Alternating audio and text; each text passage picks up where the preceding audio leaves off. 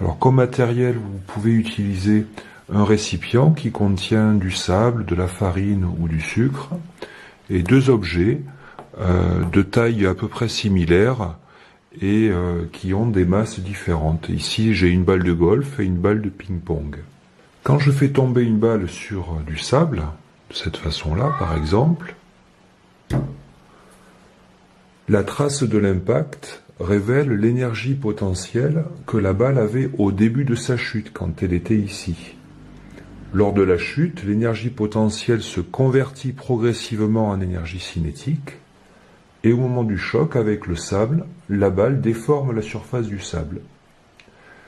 Cet impact ici permet donc de mettre en évidence l'énergie potentielle de la balle en observant la taille de l'impact, notamment le diamètre. Je peux maintenant tester les paramètres influençant l'énergie potentielle en les faisant varier un à un. Je vais tester l'influence d'abord de la hauteur, puis de la masse de l'objet. Je commence par faire varier la hauteur. Pour cela, je fais tomber la même balle, mais de hauteur de plus en plus grande.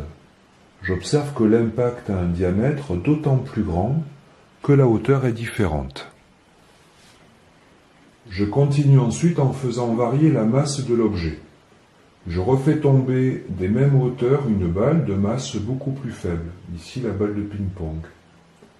À hauteur égale, j'observe que l'impact a un diamètre beaucoup plus faible si la masse est plus faible.